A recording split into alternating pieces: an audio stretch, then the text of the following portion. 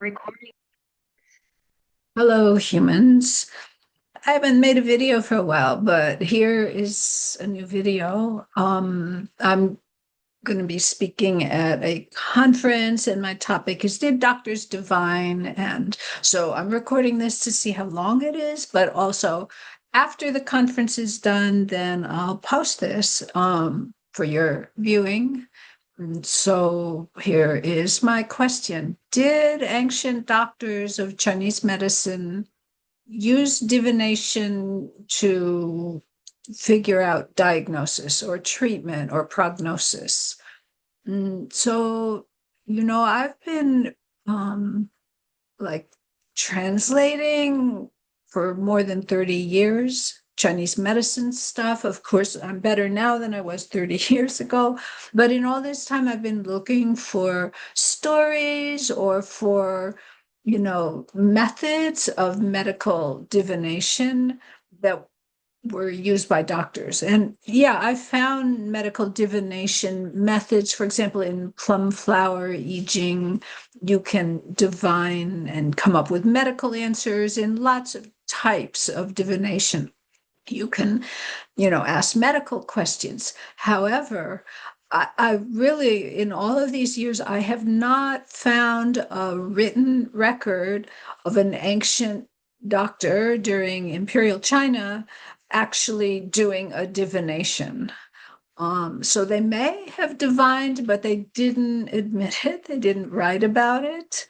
And it's not that they were against all, quote, metaphysical things, because they did lots of other things that were related in some ways, at least in my mind, but they didn't seem to divine about medicine. So let's talk about this.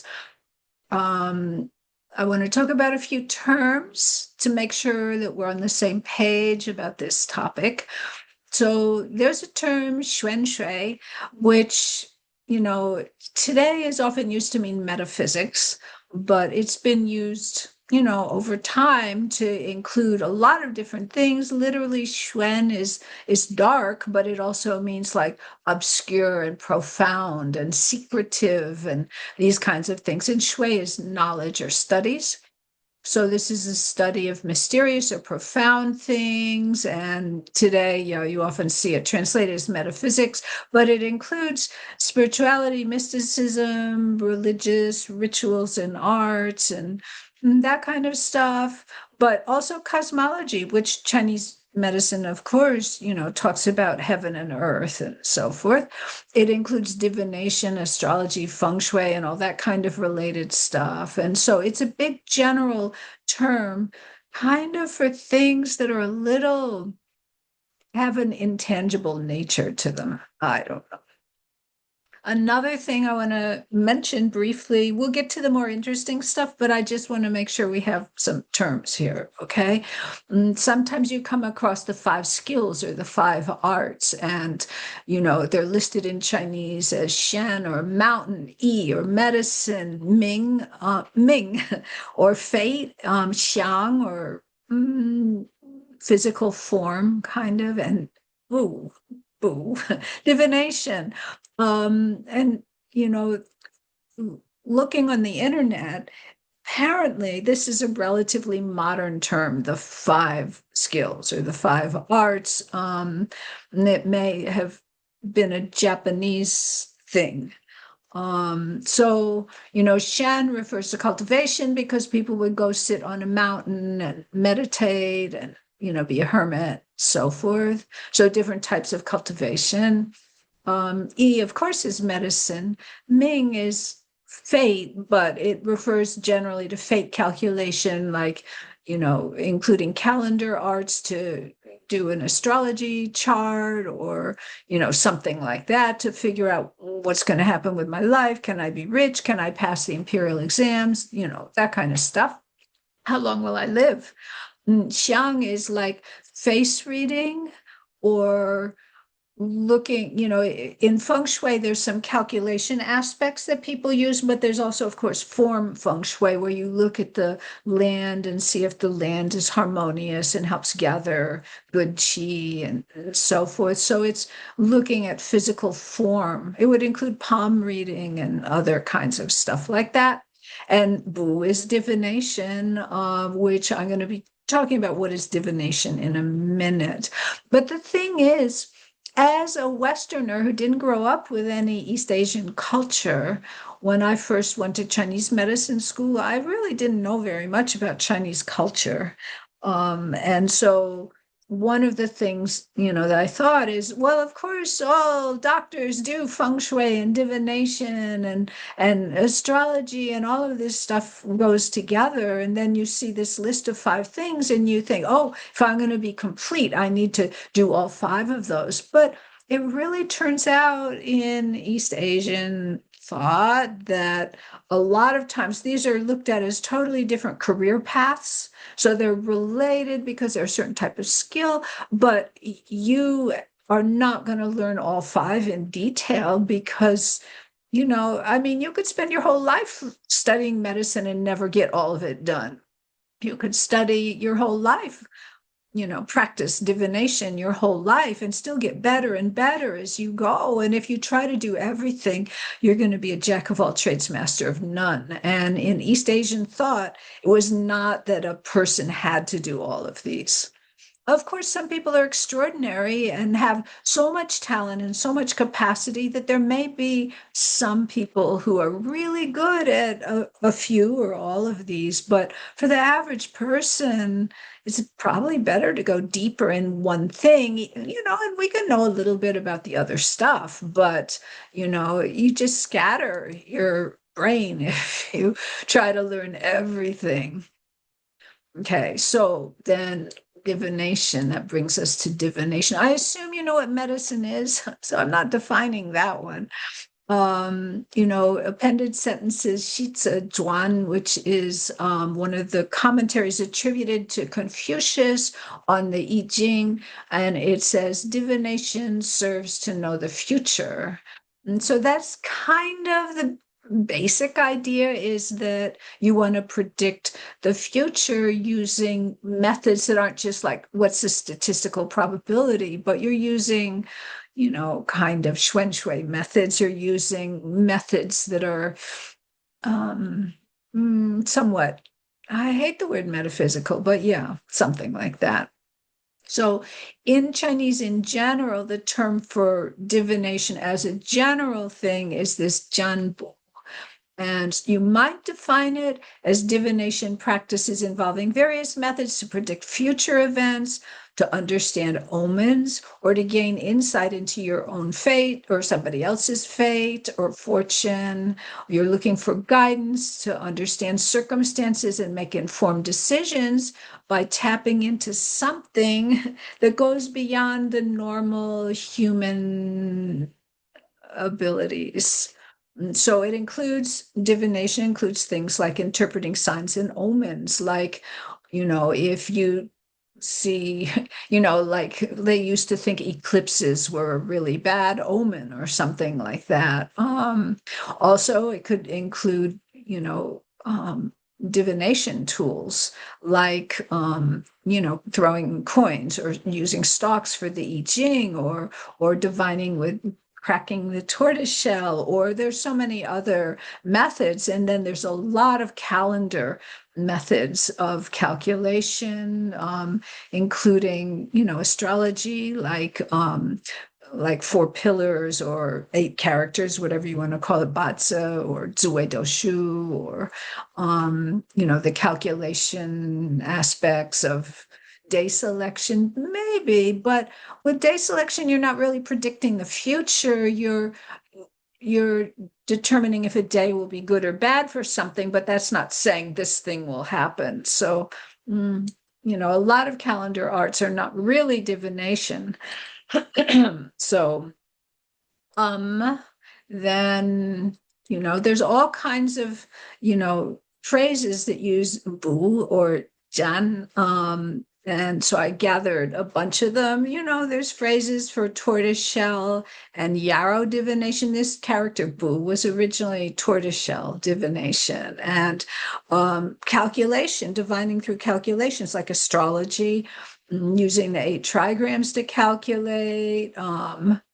Oh, so that's in twice because either of those characters can combine with gua as in trigram. Dream divination. So that's not just interpreting dreams like, oh, this dream means that I'm unhappy with my life or whatever. It's using a dream to predict a future event. Star divination, again, astrology. And this one doesn't use the word divination, but I just wanted to make sure we had this character, this phrase here, calculation arts, which includes astrology, but it also includes things that are not divination. So then let's bring this back to medicine.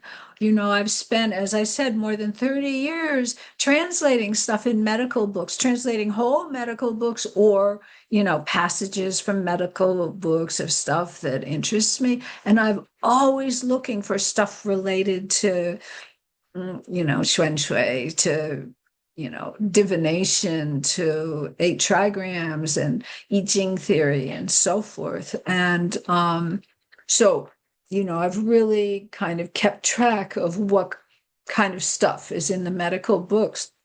There's a lot of the calendar and calculation arts. For example, day selection is choosing an appropriate day to get married or to have a grand opening of your store or whatever. But there is medical day selection. If you look in the old books in like the Song Dynasty, the Ming Dynasty, and so forth, there'll be tables that you can figure out which days you should not do anything where blood might come out, blood avoidance days. So you shouldn't bleed the patient. You even maybe should be careful with acupuncture and so forth. So there are also days that are considered good for medical treatment and days that are, certain types of treatment should be avoided and so forth.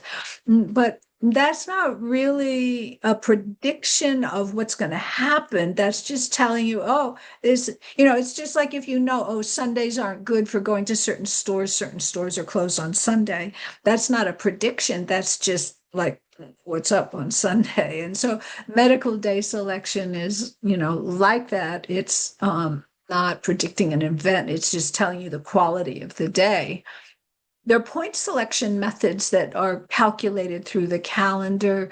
One of them is called Zuoluju. There's, a couple others. We don't really need to discuss that. But again, it's not predicting the future. It's just telling you if you have a patient at this time, this point will be extra powerful.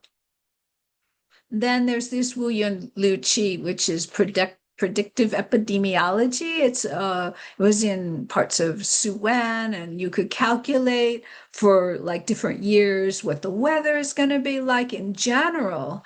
But again, that's just predicting the weather. It's not predicting anything for any individual, and it's not, it's just something that you can take into account when you're treating patients. I don't really consider that divination. It's a cycle that's based on the calendar that repeats every 60 years. And if it's just a repeating thing, I don't really consider that divination. And also in Lingshu, they're the 8 winds, and that gets a little closer to divination because on certain days of the year, you would go out and check what direction the wind is coming from, and then that would tell you if it was harmonious or not. But again, that's not a prediction for any individual. That's not predicting a diagnosis. That's just predicting how auspicious or inauspicious a certain period of time is going to be. So, yeah, you could quibble about is this divination or not, but certainly these are not divination to get a diagnosis for an individual patient or a prognosis.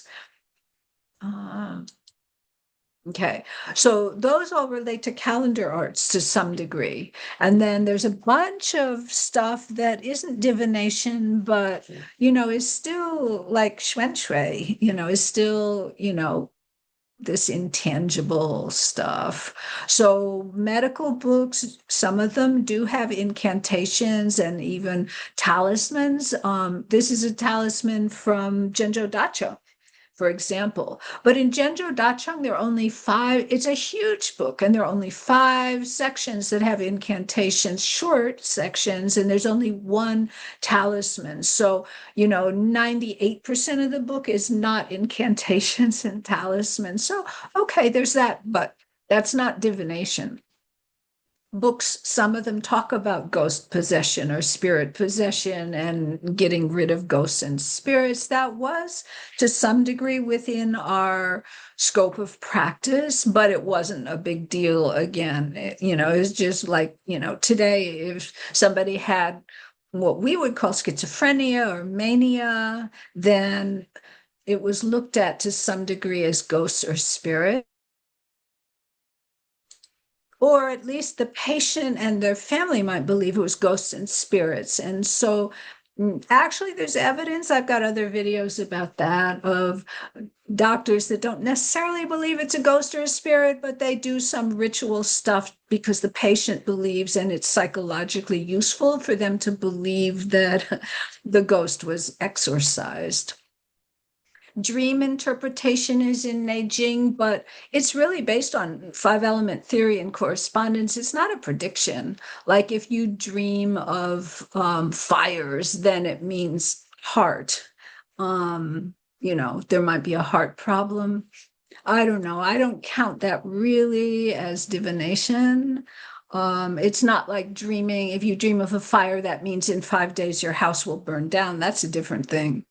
If your heart is out of balance, then that gives you dreams of fire. It's just a diagnostic tool. It's not a prediction. And then a trigram theory, I Ching theory, or what, in Chinese would be called change theory, is used a lot in the medical books. But to explain relationships between things, not to predict. They're not throwing trigrams, in order to get a medical diagnosis in the old books. It's more to explain, well, if this thing relates to Kangua, and that thing relates to Ligua, then the relationship is fire and water. So yeah, this is, the part of the mysterious and profound aspects of medicine, but I don't think it's divination. So finally, before we jump into the translations, I want to just say that in the old books, they do sometimes use the word Jan, which is to divine, but they're not using it literally to mean divination. Just like somebody might say, I'm trying to divine what's up with the stock market so I can make a little money. That doesn't mean they're actually doing a divination. It means they're trying to figure it out. So here is like a quote to give you an example. There's a book about the pulse by Wu Kun, a Ming Dynasty doctor, who said people who have a lot of sorrow often have short pulses. The pulse isn't as long as it should be. You can predict, that word Jan, that they have a disease of qi, but that's not really a prediction. That's just looking at the pulse and saying, oh, this pulse means a short pulse means qi deficiency, probably due to sorrow or possibly due to sorrow. I hope you can see the difference in what I'm saying. Okay, so let's move on to what did the doctors actually say. The first thing is, it seems that divination and medicine were two separate career paths. So let's check this out. This isn't a very famous book. This is in somebody's preface to somebody else's book, Ming Dynasty. You can see the information here.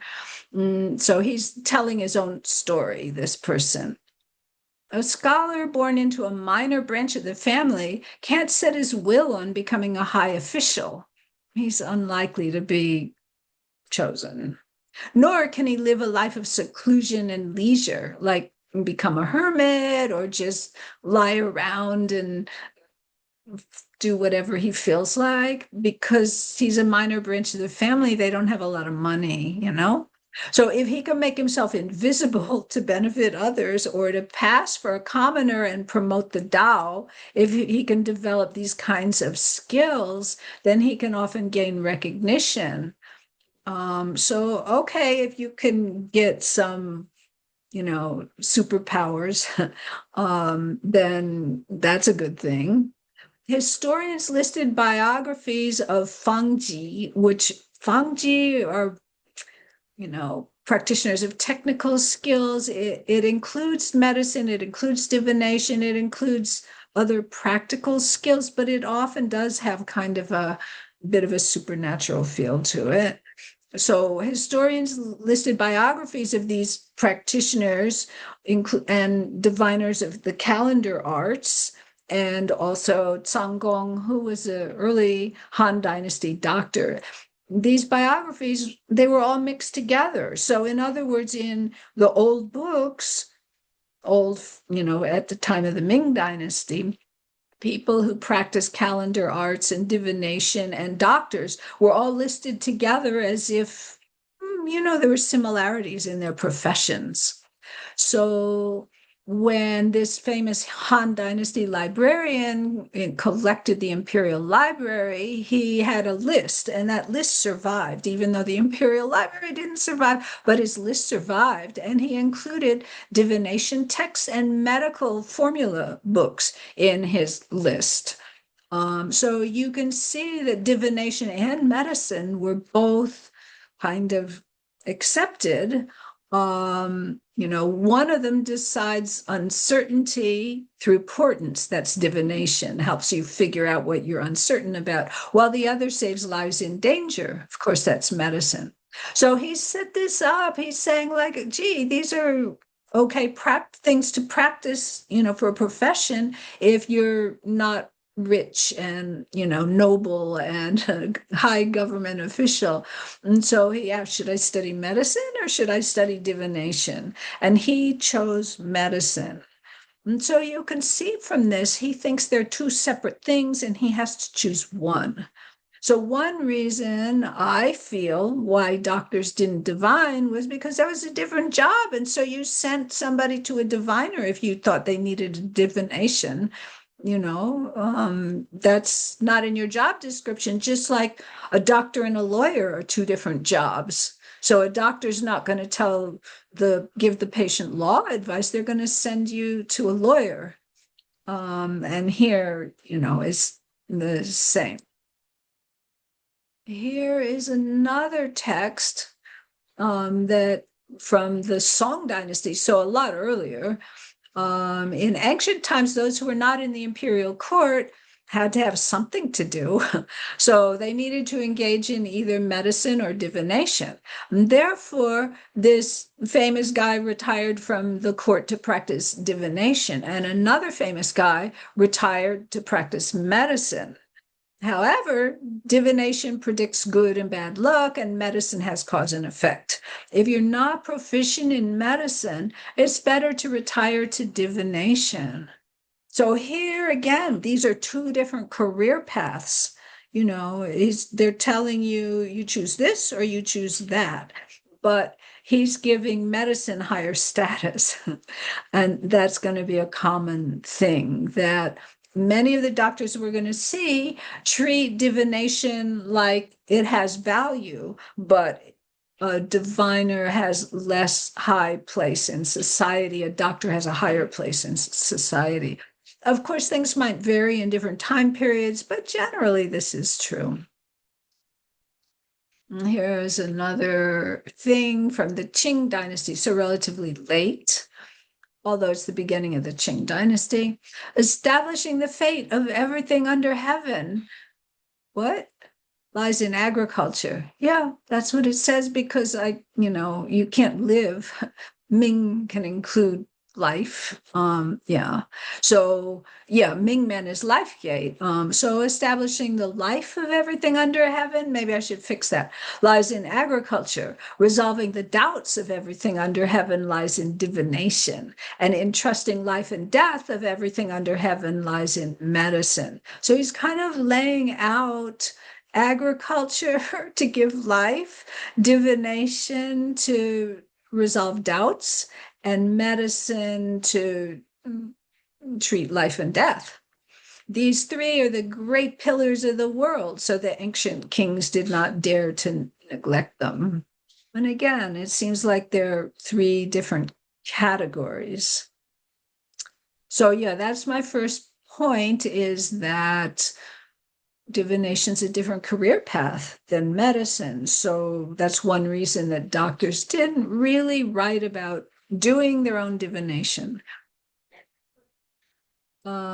So yeah, some doctors did think that divination was inferior to medicine, but they weren't against it. They just thought it was at a lower level. We saw that with one of the quotes. So here, surprising to me, is Xu Dachuan, who's also known as Xu Ling Tai, and he always makes fun of everything, but here he's actually, not opposed to divination. Among the various skills, and he uses a term, the xiao dao, the small dao, which means a skill. It doesn't mean like the big dao is a understanding of how the universe functions, but a small dao is a skill. So among the various skills, small dao, medicine and divination are the only ones that closely correspond to people's daily lives. Divination is more unreliable. Sometimes it can be reliable. A medicine is more reliable, yeah, but sometimes it can be wrong, he says. So he talks about divination. The Tao of divination involves arranging bamboo slips to open up omens without depending on any evidence. Okay, so there are different methods of divination, but there's like a cup with all these sticks in it, and you shake it, and one stick starts coming out, and that stick has a number, and then you go read the passage associated with that number. That seems to be what he's talking about. But there's no evidence. People want to clearly predict the invisible metamorphosis of all events and all things. So they use divination for that. This is pretty unreliable, he says. However, sometimes it's really effective. It's almost like the response of a drum to a drumstick. You hit the drum with the drumstick, and that noise is right there instantly. The answer is right there instantly. So when it's effective, it can be instantly amazingly effective, but it also can, be ineffective, and, as incompatible as ice and fire, which don't get along well with each other, do they? But however, even the uneducated can tell if a diviner is skillful or clumsy. So, he's saying it's mostly unreliable, but occasionally it really hits the mark. On the other hand, the Tao of medicine differentiates symptoms and determines formulas, and this is clearly verifiable. So, if the patient's sick and you give them medicine and they get better, he says medicine is a lot more reliable, although sometimes it just doesn't work. Yeah. So he's saying medicine is more reliable than divination, but he's not anti-divination, right? Okay. Other doctors have a more negative view of divination and are openly hostile to it. One thing you should know, there are a lot of cheaters in the world. You probably know that. But in ancient China, a lot of time diviners had a very bad reputation because they'd kind of try to figure out what you wanted to hear and, tell you that, or they'd tell you really scary things, but then say, oh, if you buy this talisman from me, it will protect you from it. And so it's a way kind of extorting money.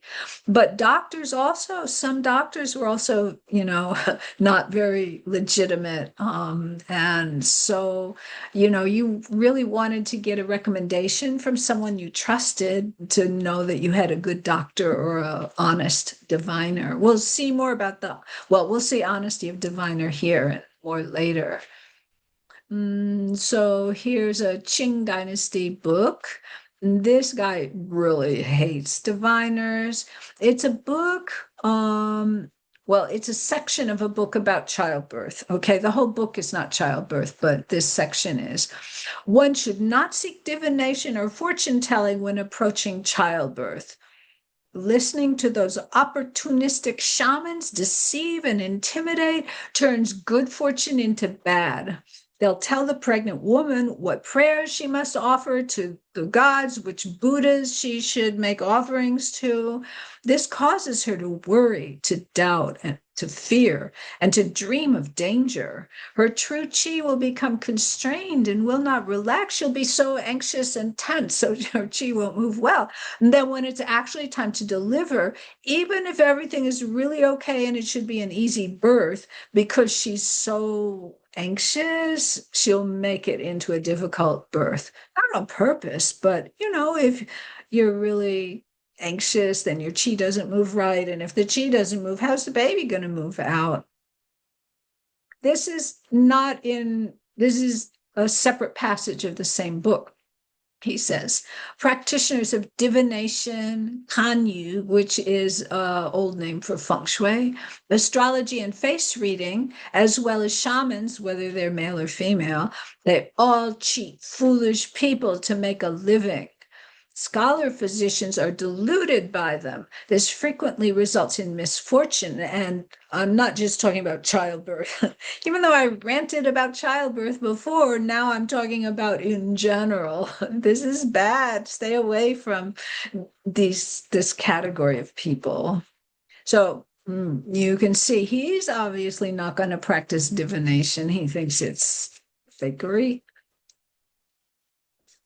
And here's a different book about childbirth, is it? Yeah, about childbirth, although this passage is more general.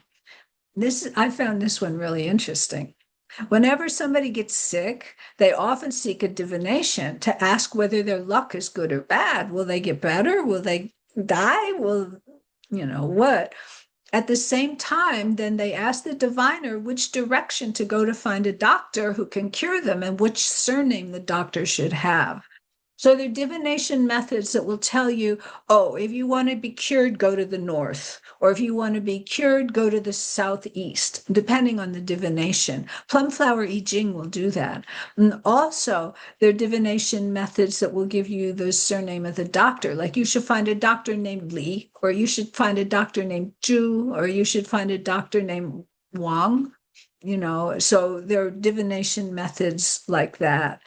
So it's likely that the people ask because they're ignorant of medical principles and they don't know which doctors are good or which doctors are bad. So they really don't have options. So they're asking the diviner for a referral. But how could they know that some doctors and diviners are actually in a cahoots with each other? They're, conspiring with each other. Doctors seek referrals from diviners and promise them a kickback. The diviner is greedy for profit and pretends the spirits show the way. This doctor, no matter who you are and what divination you get, he sends you to Dr. Lee, who's in the South. And then Dr. Lee gives some money back to the diviner. Misled by the diviner's recommendation, it frequently costs the patient's life. So that's a real scam, eh? Okay, so continuing on, another reason then the doctors didn't seem to divine is that some of them really felt divination was a scam. And maybe even if they thought there could be good divination, they didn't want to be associated with that. Diviners are at a lower level, so they felt like that would be pulling their reputation downward. Okay, so here's a famous saying. Let's see, what do I say here? Okay, I already told you this. I've searched, everywhere, and so there's a place called Jicheng, which is like a web page that has hundreds and hundreds and hundreds, so many medical texts, literally hundreds of medical texts that you can search electronically. So I searched for, the words Jan and Bu, divination terms. And I went through, every single one. And,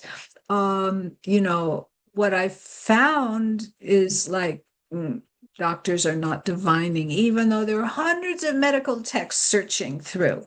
Now, of course, my methodology is not perfect because they could have used a specific name for a type of divination, and I didn't search for every last type of divination, but they would have used the word Jan or Janbu if, that would have popped up more often if doctors did divine. So I'm talking about medical divination by a doctor. Of course, people would go to diviners and ask medical questions, but that's not the same as a doctor doing the divination. So, they don't appear to, or at least they didn't write about it. They didn't admit it. And why? Here's the next reason. If they are skilled in diagnosis, then they don't need to divine, right? Because they can diagnose the patient and know what's what. They don't need to use these supernatural means. So yes, there are medical divinations by people who aren't doctors, but that's not the same as a doctor doing divination. So in pre-Han times, the Han dynasty was like 2,000 years ago. Then, we have records of medical divinations for richer, noble people, but this was before the time of Neijing and Nanjing and Shanghanlun and Jingui Yaolui and so forth. So it was a totally different style of medicine. And again, those weren't necessarily doctors who were doing the divining. So, that doesn't count for what I'm talking about. I also want to point out that doctors did use change theory, I Ching theory, eight trigram theory, but again, not in divination because they'd use it to explain theory, but not, throwing coins or using yarrow stalks or anything like that. They didn't use plum flower I Ching calculation methods, or at least they didn't write about it. So let's look at what some of these doctors say. This is Sun Yikui. Where does it say that down here? Sun Yikui, who was a famous Ming Dynasty doctor. He says somebody who sees medicine as a small Tao, as just like a skill, or sees the changes, change theory, I Ching theory, as divination with yarrow stalks. So if somebody sees medicine as just like a low-level skill, if somebody sees the I Ching and change theory as just using stocks or coins, that they have the same level of insight as someone who measures the ocean with a gourd dipper. That's like a saying. He doesn't have to say the whole thing. It comes from a story, but how can you measure the ocean with scooping it out with something like that? It's too small. Or somebody who sees a leopard through a tube and then thinks there's only one spot because that's all you see through the tube. Again, that's another saying that has a story behind it. So, how can this person be at a high enough level to speak of them? In other words, if you think medicine is simply a skill and not something you can cultivate yourself with, or if you see the I Ching just as like asking questions with coins or sticks, you're not at a very high level. Okay, so I told you that when I started studying Chinese medicine, I had no background in Chinese culture. And what I found out since then, like I used to think, oh, Chinese people will be so impressed if I, use the I Ching to ask questions and throw coins and stuff like that. But what I found out, foolish Westerner, what I found out is that that's looked at as like, something a vagrant might do to make money. Somebody might, stand in the marketplace and advertise themselves to do that to make a little money and probably cheating you. So that's not looked at as high level. The I Ching is well respected, but it's to study its philosophy and understand it as a way of comprehending the universe. It's not just, a divination thing. So I think divination is cool. I wanted doctors to divine, but it turns out that, like, my perspective is not the perspective of educated Chinese through history. This same guy, Sun Yikui, he wrote this whole essay on you're not good enough to be called a doctor if you don't know the changes. He actually, some of you may have heard of Zhang Jibin's famous essay by the same name, but this one came first before Zhang Jibin. He said, somebody who's deeply immersed in the changes will be good in medicine, and somebody who's proficient in medicine will get there through understanding the changes. So this is to emphasize that the I Ching theory is so important for medicine, but not divination. He's talking about change theory. He's not talking about divination. Anyway, there is this saying in Chinese, unattributed, but you can find it, if you Google search it, you can find it a lot.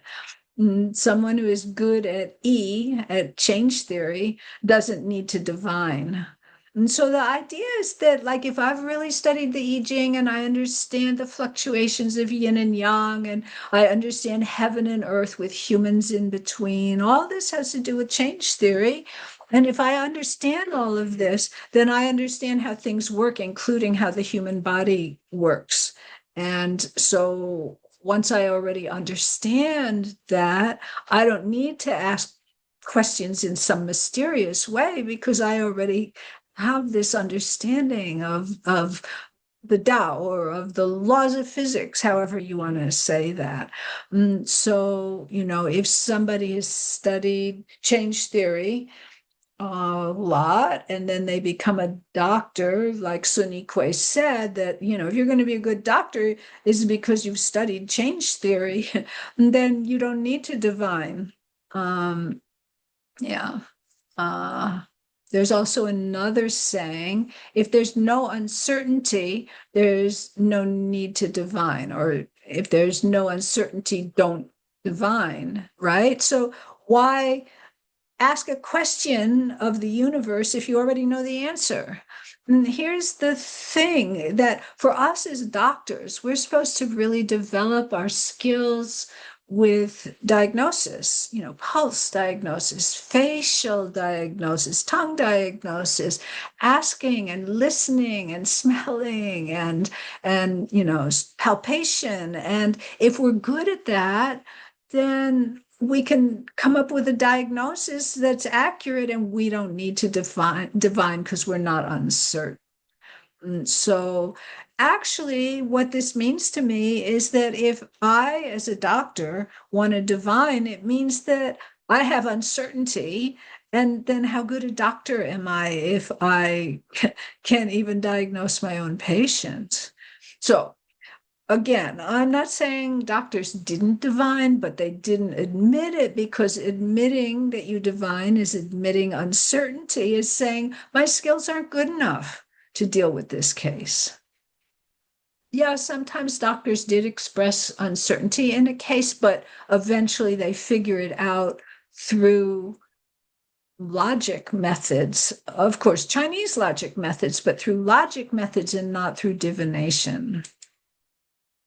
So again, Sun Yikui, look at that beard. Wow. Um, yeah, we saw, he was talking, we saw quotes from him before. So there's a whole case, and it's long, and we don't need that whole case. But somebody's sick, and the guy says, well, I'll divine about this tomorrow. Sun Yikui recommends certain treatment. And the gentleman's unsure. He says, "Oh, I'll divine tomorrow. I'll let you know. Don't call me, I'll call you."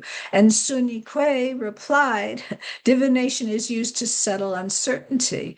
If there's no uncertainty, why are you divining?" So the guy told his wife, and she said, "Oh, Dr. Sun never misleads people. His insight is extraordinary, so we should do what he says." Right? So, Sun Yikui wasn't uncertain. The gentleman was, but Sun Yikui wasn't. So he's saying, "Why you want to divine? I'm a wonderful doctor." He actually did have a big ego. Okay. So moving on, I have two cases from Genjo Dacheng that have some relationship with this, but we're going to see that the doctor wasn't the one doing divination. So this is Yang Jizhou. He's the author of Genjo Dacheng, a very famous Ming Dynasty acupuncture moxa text. So I've edited these cases a little bit because not every detail is necessary for us. So in 1580, I was passing through a place called Yangzhou, and there was a guy there we were friends, I took that part out. And he said his third son had suffered a facial disease for several years and wasn't getting better. The magistrate was quite worried about it. But the day before we happened to meet up, he lit incense and he divined using something called spirit chess. I'll tell you what that is in a minute. So know that this is not the doctor divining. This is the father of the patient who's divining. And we'll see what the divination says. But first, what is spirit chess? It's a type of divination based on a certain book. It's got poems, and you do certain things, and it tells you which poem to read. And then the poems are quite mystical, as we'll see. So there's some more details here. You can pause the video if you want to read more. Here is what the divination said. Waiting for a long, long time in the dust and dirt, which means this earthly life. Dark window, solitude, but there is someone who knows. Fated to find a treasured sword, people regarding each other. Fame brings benefit, both for a period of time. So, of course, this is my poor translation. And you can see, though, it's like, what is it talking about? You have to use kind of almost like dream interpretation to try and figure out what it's trying to tell you. It's not crystal clear.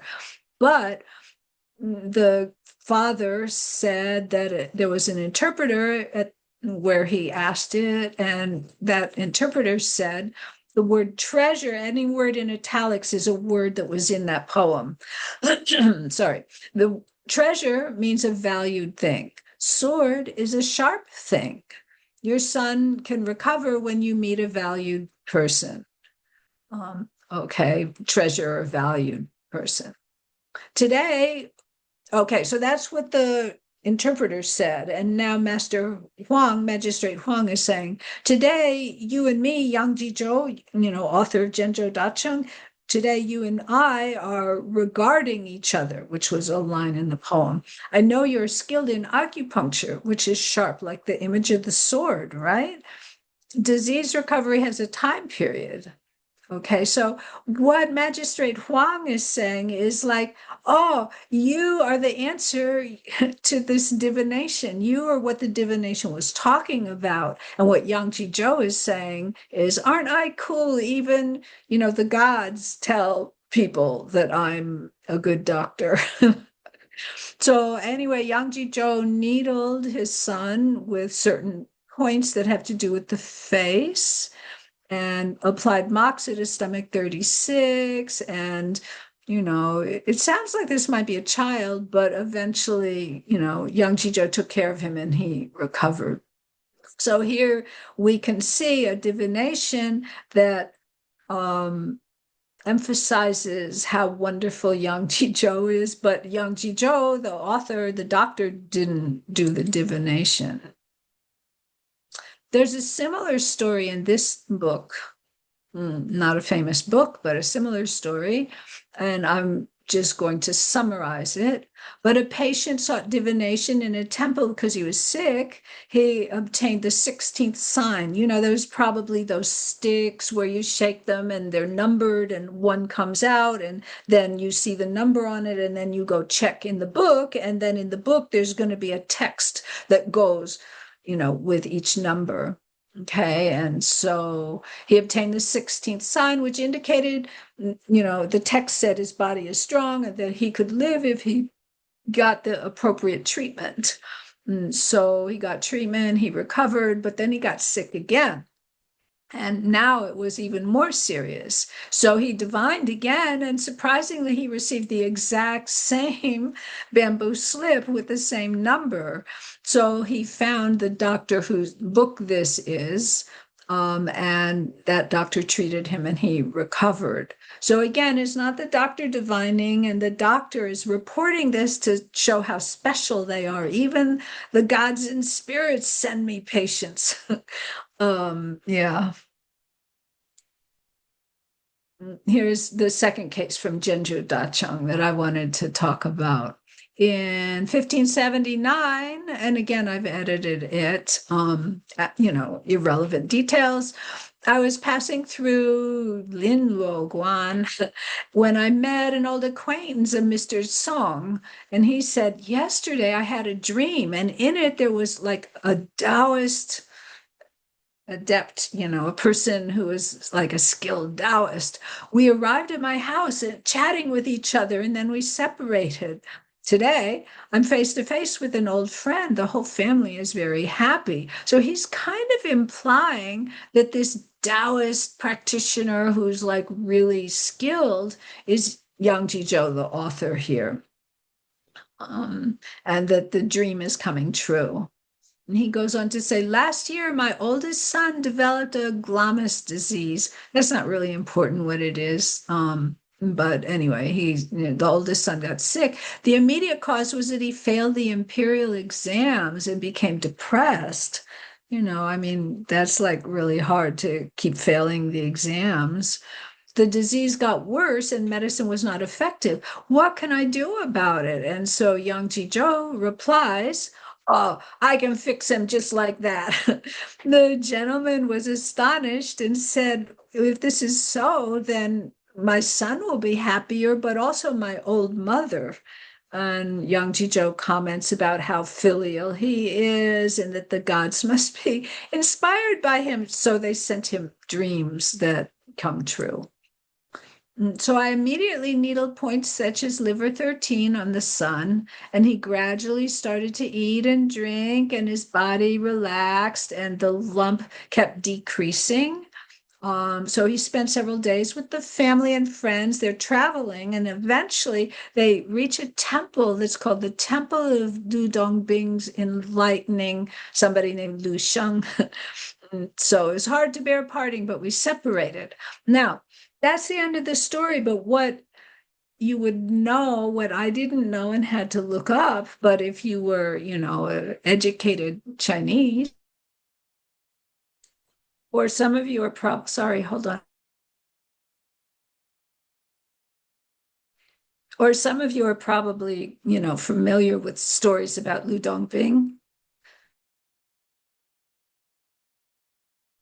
Okay, sorry, I think I'm okay now.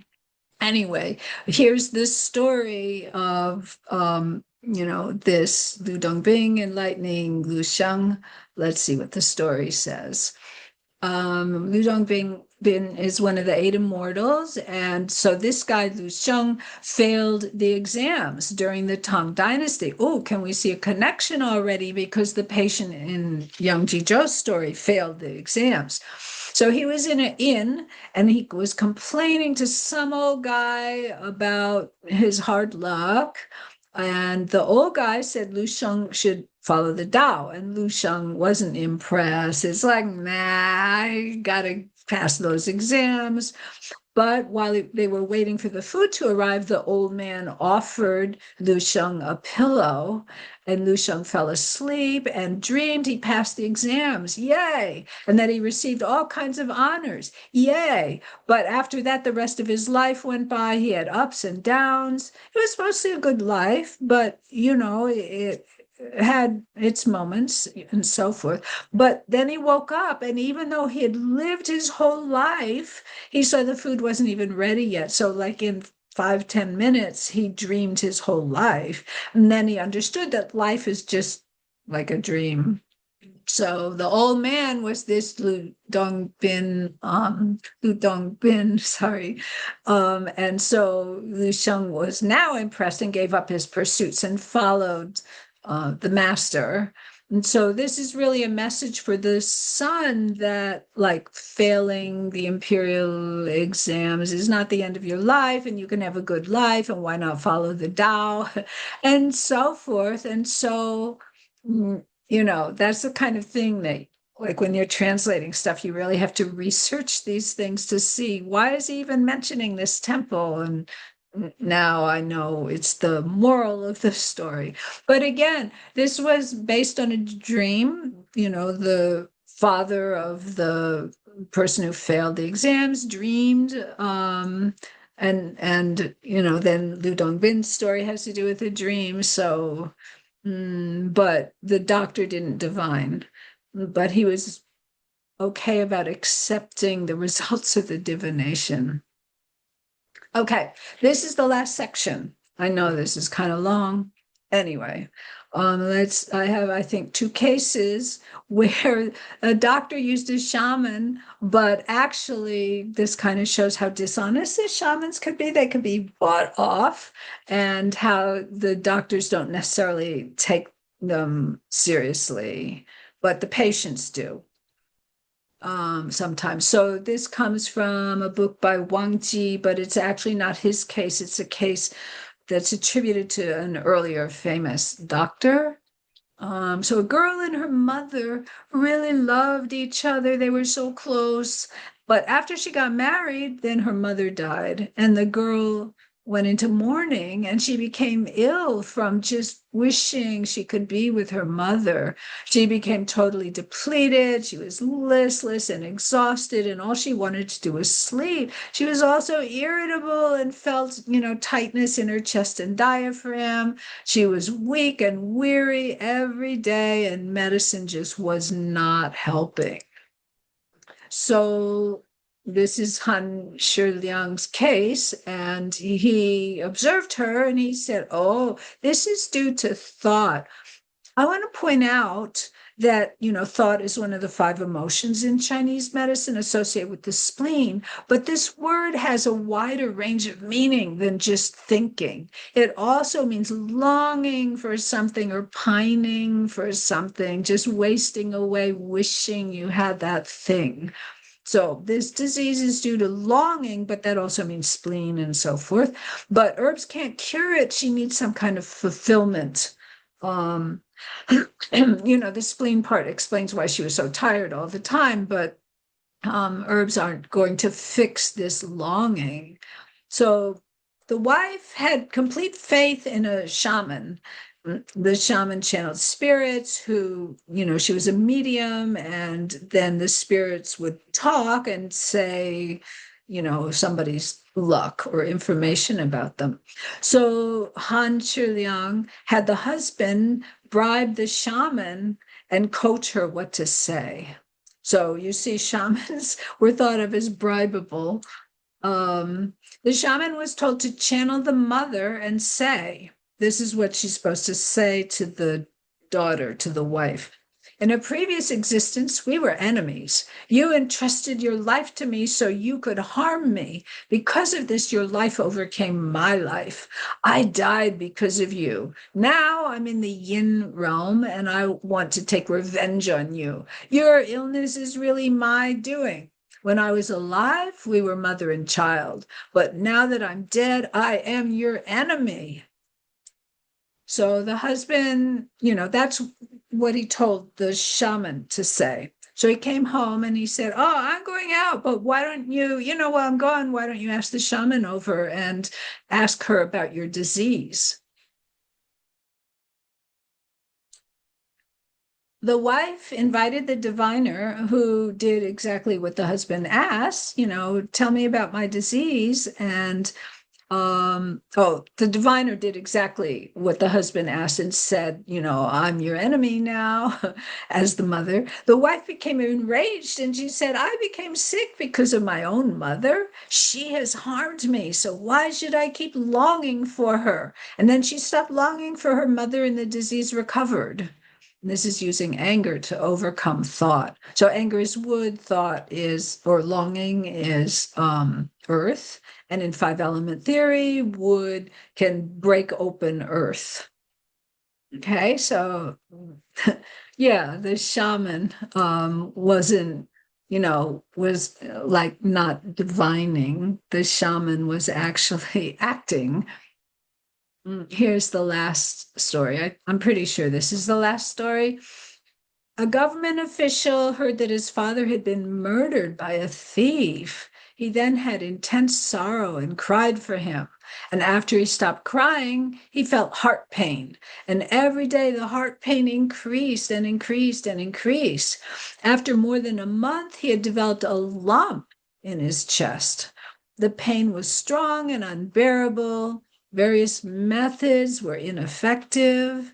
Someone suggested using fire needle and moxa, but the patient said, no."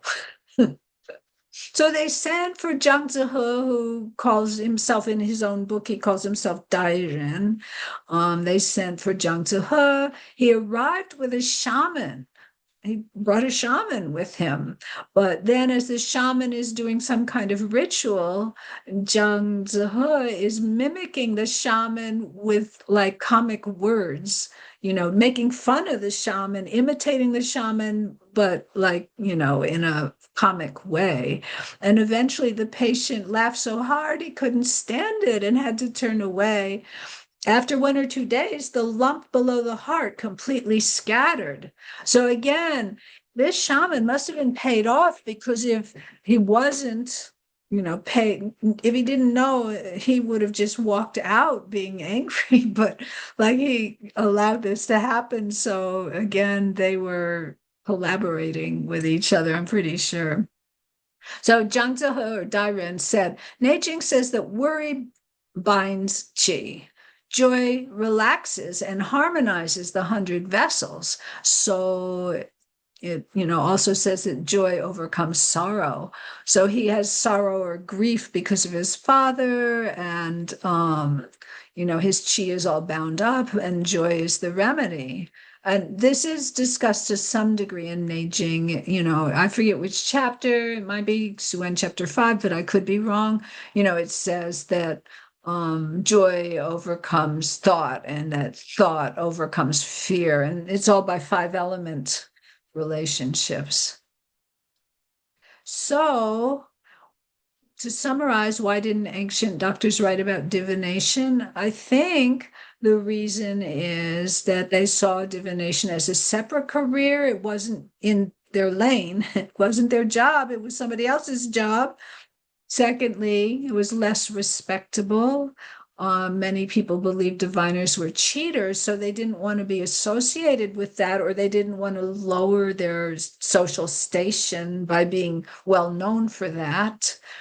There's also that if you're good at diagnosis, you don't need to divine.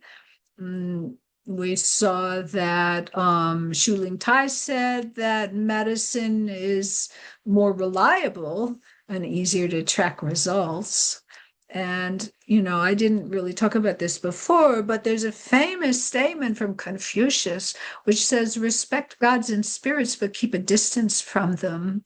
So I think, the more Confucian leaning a doctor was, the more he would despise divination. And if they were more Taoist or Buddhist leaning, they might not mind divination, but they thought it was a separate job and it wasn't their job.